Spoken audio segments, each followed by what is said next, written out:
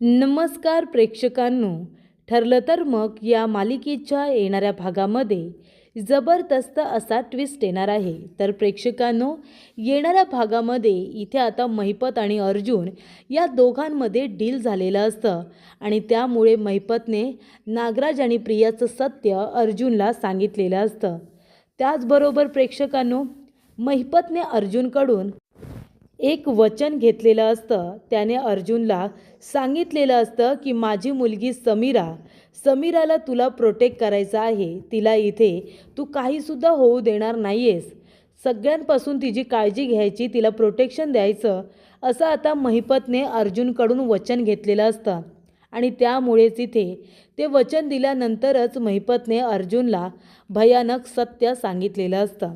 तर प्रेक्षकांनो, येणाऱ्या भागामध्ये कशा पद्धतीने महिपत आणि इथे अर्जुनने डील केलेलं असतं, ते कशा पद्धतीने एकमेकांना मदत करतात, आपण आता सविस्तरपणे बघूया. प्रेक्षकांनो, आपण बघितलं इथे आता अर्जुन महिपतला विचारत असतो की त्या खऱ्या गुन्हेगाराचं नाव सांग. तू त्याला का वाचवण्याचा प्रयत्न करतोयस? त्याने तुझं आयुष्य उद्ध्वस्त केलंय. मला माहिती आहे हे सगळं डोकं तुझं नाही आहे. तू फक्त सुपारी घेतली होतीस. तुला हे सगळं करून तसंही काही मिळणार नव्हतं. मग तुला हे कारस्थान कुणी करायला सांगितलं होतं? तो मूळ सूत्रधार कोण आहे? त्याचं निदान नाव तरी सांग. त्याला वाचवून तुला काय मिळणार आहे? तुझं संपूर्ण आयुष्य जेलमध्ये जाईल, कळतंय का तुला? तू जर त्याचं नाव सांगितलंस तर निदान तुझी शिक्षा तरी मी कमी करेन. कायद्यामध्ये जे काही असेल त्या सगळ्याचा मी तुला फायदा करून देईन. तुझी शिक्षा कमी करेन. हवं तर तू माफीचा साक्षीदार हो. खऱ्या गुन्हेगाराचं नाव सांगून तुला जास्तीत जास्त शिक्षा कशी कमी होईल याची मदत मी तुला करेन. पण त्या खऱ्या गुन्हेगाराचं नाव सांग. तू इथे 22 वर्षांपूर्वी ज्या गाडीचा अपघात घडून आणण्याची सुपारी दिली होतीस बाबू ड्रायव्हरला, ती तू सुपारी दिली होतीस. पण तुला सुपारी देणारा मास्टर माइंड दुसराच कुणीतरी आहे हे मला माहिती आहे. त्याचं नाव सांगून मोकळा हो. महिपत आता खरं तर नाव सांगायला जाणारसुद्धा असतो. तेवढ्यात तिथे नागराज आलेला असतो. नागराज येऊन बघतो तर काय, अर्जुन आणि महिपत आमनेसामने बसून एकमेकांना प्रश्न विचारत असतात. तेव्हा इथे नागराज खिडकीमधूनच महिपतकडे रागाने बघायला सुरुवात करतो. माझ्याबद्दल जर तोंड उघडलंस तर तुझं काही खरं नाही, असं त्याला नजरेमधूनच सांगत असतो. अर्जुनच्या ही गोष्ट लक्षात येते आणि अर्जुन सावंतला खुणावतो आणि म्हणतो त्याला आतमध्ये घेऊन ये. तेव्हा इन्स्पेक्टर सावंत नागराजला घेऊन आता आतमध्ये जातात. नागराज म्हणतो की सांग महिपत, सांग कुठे आहे माझी बायको? नागराज आता मुद्दामून हे सगळं महिपतवरती लोटत असतं. तो म्हणतो तू माझ्या बायकोला किडनॅप केलेस ना? मी तुझ्याबरोबर मैत्री तोडली म्हणून तू माझ्या बायकोला किडनॅप केलंस? तेव्हा इथे नागराज म्हणत असतो की खरं खरं सांग, 22 वर्षांपूर्वी तुला कुणी सुपारी दिली होती? माझ्या दादाच्या गाडीचा अपघात घडून आणलास ना तू?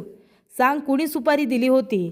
तेव्हा प्रेक्षकांनो, इथे आता अर्जुन त्या दोघांनाही ऑब्झर्व करत असतो. तेव्हा इथे नागराज म्हणतो बोल बोल, तुला तुझ्या मेलेल्या मुलीची शपथ आहे, आता बोल. तेव्हा इथे महिपतचे एक्सप्रेशन चेंज होतात जेव्हा साक्षी शिखरेचं नाव निघतं. तेव्हा नागराज म्हणतो की तुझी मुलगी मेली आहे ना जेलमध्ये, तिच्या आत्म्याला आता तरी शांतता मिळू दे. खरं खरं सांग, त्या गुन्हेगाराचं नाव घे. तू आता घेच नाव महिपत, तुला घ्यायलाच पाहिजे, असं इकडे आता नागराज जोरजोरात म्हणत असतो. आणि त्यानंतर महिपतचे एक्सप्रेशन चेंज होतात. तो म्हणतो खरं तर आता ह्या सगळं वकिलाला मी सांगितलंच असतं. तो म्हणत असतो सुभेदार साहेब, तुम्हाला खऱ्या गुन्हेगाराचं नाव सांगू ना? आणि तो आता नागराजकडे बघत असतो. तेव्हा अर्जुनच्या एक गोष्ट लक्षात आलेली असते की 22 वर्षांपूर्वी महिपतला सुपारी देणारा नागराज काका तर नव्हता. म्हणून तर इथे नागराज काका आता आलाय आणि तो मुद्दामून इथे महिपतला गप्प करण्याचा प्रयत्न करतोय. ही गोष्ट आता अर्जुनच्या लक्षात आलेली असते. तेव्हा प्रेक्षकांनो, अर्जुन म्हणत असतो की जा. आता तो सावंतांना खुणावतो आणि परत नागराजला घेऊन जायला सांगतो. त्यानंतर महिपत तोंड उघडत नाही, कारण त्याला आपल्या मुलीची काळजी असते. तेव्हा अर्जुन घरी येतो. घरी आल्यानंतर सगळेजण त्याची काळजी करत असतात. त्याला लागलेलं असतं. सायलीसुद्धा त्याला घरातून बाहेर पडू नकोस असं म्हणत असते. त्यानंतर इथे सायली आता जे पोहे बनवलेले असतात प्रियाने, ते कुणीही खात नाही, कारण त्या पोह्यांना चव नसते. ते अजिबात चांगले झालेले नसतात. अर्जुन म्हणतो हे पोहे जर मी खाल्ले तर मी अजून आजारी पडेन. तेव्हा सायली म्हणते की तू इतके प्रेमाने केलेस ना, तेच पोहे राहू दे, फक्त मी त्याच्यावरती थोडीशी प्रक्रिया करते. तेव्हा प्रेक्षकांनो, सायली आता त्या पोह्यांमध्ये अजून थोडंसं मीठ टाकते.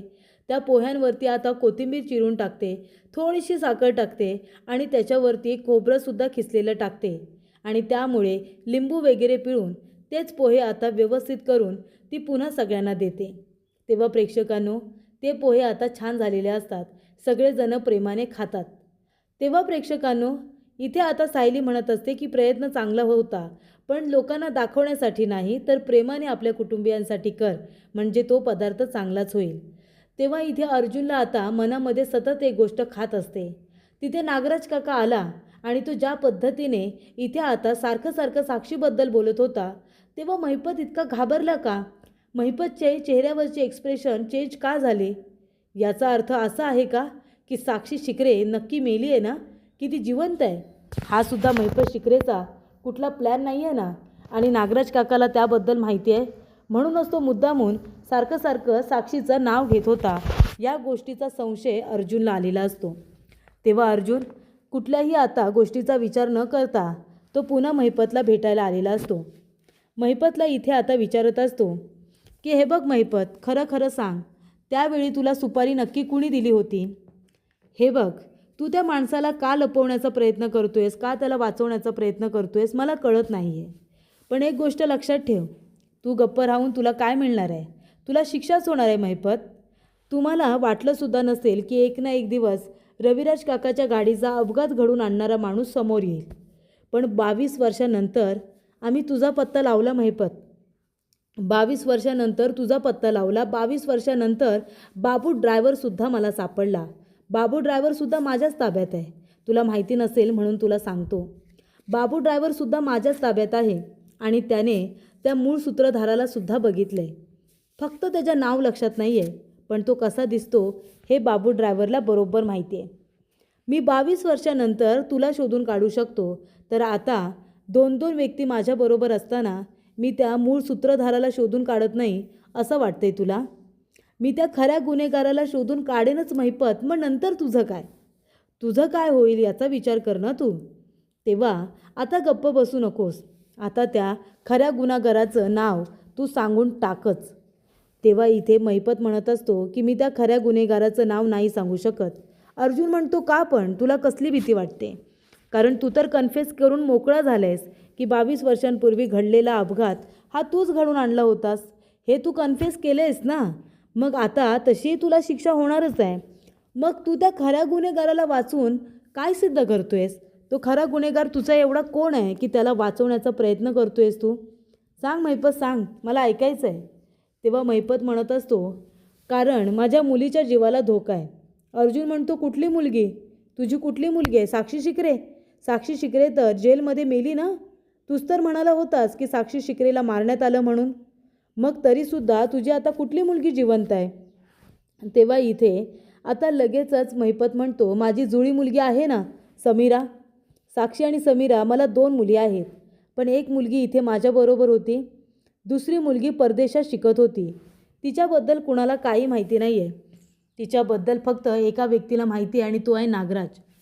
तेव्हा माझ्या मुलीच्या जीवाला भीती आहे आणि म्हणूनच मी तुला आता काही सांगणार नाही आहे. तेव्हा अर्जुन म्हणतो, तू खरं बोलतोयस महिपत? तुला खरोखर अजून एक मुलगी आहे, साक्षीची जुळी बहीण? तू खोटं बोलतोयस. तू माझ्यापासून काय लपवतोयस? महिपत म्हणतो, मी काही लपवत नाही आहे, मी खरंच सांगतोय.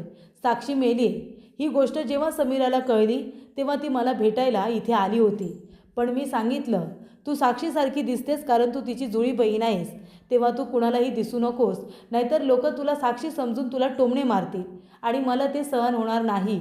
आणि ही गोष्ट काही लोकांना माहिती आहे, जे आता माझ्यानंतर माझ्या मुलीला त्रास देऊ शकतात, म्हणून मी त्या गुन्हेगारांचं नाव सांगू शकत नाही. तेव्हा अर्जुन म्हणतो, तू नको काळजी करू, तुझ्या मुलीला काहीसुद्धा होणार नाही आहे. तेव्हा महिपत म्हणतो, का विश्वास ठेवू मी? का विश्वास ठेवू? तू मला वचन दे, माझ्याबरोबर डील कर. जर मी त्या खऱ्या गुन्हेगारांचं नाव तुला सांगितलं तर तू माझ्या मुलीला काहीसुद्धा होऊ देणार नाहीस अर्जुन. सुभेदार, मी तुझ्या इथे वचनावरती विश्वास ठेवणार आहे. जर तू मला प्रॉमिस केलंस की तू माझ्या मुलीची काळजी घेशील, तिला तू वाचवशील, तिला तू काही होऊ देणार नाही, प्रोटेक्ट करशील असं वचन जर तू मला दिलंस तरच मी त्या खऱ्या गुन्हेगाराचं तुला नाव सांगेन. अर्जुन म्हणतो, समीरा शिखरे ही तुझी मुलगी आहे का जुळी? आणि मग आतापर्यंत ही गोष्ट तू कुणाला का नाही सांगितलीस? तेव्हा महिपत म्हणतो, कारण ती माझ्या सगळ्या धंद्यांपासून लांब राहते. मी काय करतो काय नाही, मी कुठले धंदे करतो तिला काही माहिती नाही. ती शिकत होती परदेशामध्ये आणि म्हणूनच ती आता मला इथे फक्त भेटण्यासाठी आले. तिला माहितीसुद्धा नाही आहे की माझ्याबरोबर नक्की काय चालले. ती माझी वाटसुद्धा बघत असेल. तेव्हा मी जर इथे जेलमध्ये आहे ही गोष्ट तिला कळली तर तिला खूप जास्त त्रास होईल. मलासुद्धा त्या खऱ्या गुन्हेगारांची नावं सांगायची आहेत, पण त्यांनी मला धमकी दिली आहे, जर मी काही बोललो तर माझ्या मुलीच्या जीवाला धोका आहे. अर्जुन म्हणतो, तसं काही नाही होणार. तेव्हा महिपत म्हणतो, मग माझ्याबरोबर डील कर. माझ्याबरोबर डील कर, मी तुला खऱ्या गुन्हेगारांची नावं सांगेन आणि तू माझ्या मुलीला प्रोटेक्ट करशील, तिला वाचवशील. तेव्हा अर्जुन म्हणतो, ठीक आहे.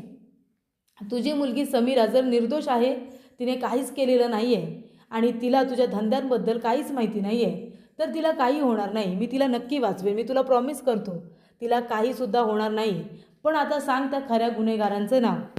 तेव्हा इथे महिपत म्हणतो की रविराज किल्लेदार यांच्या गाडीचा अपघात घडवून आणण्याची सुपारी नागराज किल्लेदारानेच दिली होती, नागराज शेठने.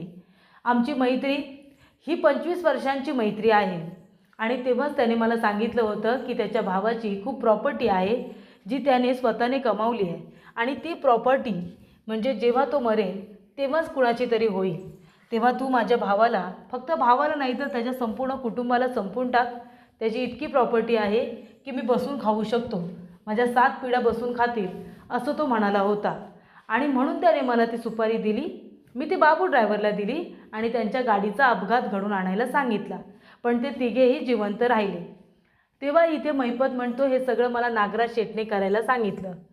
तेव्हा इथे त्याच्यामध्ये फक्त नागराज शेठ नाही तर ती चुचुंद्री आहे ना प्रिया, तीसुद्धा सामील आहे. ती त्याच्यामध्ये सामील आहे. ती चांगली मुलगी नाही आहे, गुन्हेगार प्रवृत्तीची मुलगी आहे.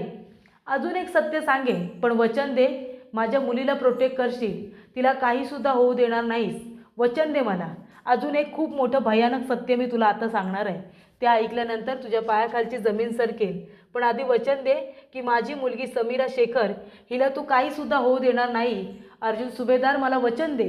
तेव्हा अर्जुन म्हणतो, ठीक आहे, दिलं वचन. आता सांग की काय लपवण्याचा प्रयत्न करत होतास आणि अजून असं काय भयानक सत्य आहे जे मला माहिती नाही. माझ्या घरातलं सत्य मला माहीत नाही असं काय आहे जे तुला माहिती आहे? ते महिपत म्हणतो की हेच, की तुझी बायको सायली ही खरी तन्वी आहे आणि ती प्रिया ही खरी तन्वी नाही आहे. ती खोटारडी आहे, फ्रॉड मुलगी आहे. नागराज शेठने स्वतःच्या भावाकडून प्रॉपर्टी लुबाडण्यासाठी त्या खोट्या तन्वीला उभं केलं होतं, पण ती खरी तन्वी नाही आहे.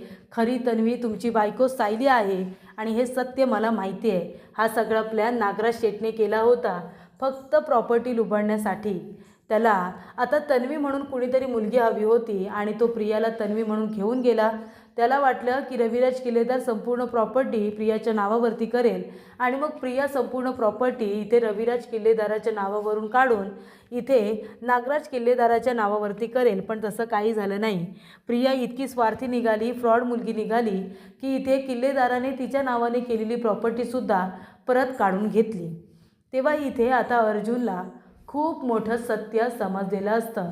महिपतने आणि अर्जुनने डील केलेली असते की मी सत्य सांगेन पण तू माझ्या मुलीला वाचवायचं नागराज आणि प्रियाच्या तावडीतून. कारण मी जेलमध्ये आहे, तिला ते दोघेजणं टार्गेट करण्याचा प्रयत्न करतील आणि मला गप्प करण्याचा प्रयत्न करतील. पण माझी मुलगी मला सुखरूप हवी आहे, म्हणून तू माझ्या जुल्या मुलीचा इथे आता शोध घ्यायचा आणि तिला प्रोटेक्ट करण्याचा प्रयत्न करायचा. तेव्हा प्रेक्षकांनो, इथे अर्जुन म्हणतो की काळजी करू नको, तुझ्या मुलीला काहीसुद्धा होणार नाही. आणि नागराज काकावरती मला आधीपासून संशय होताच.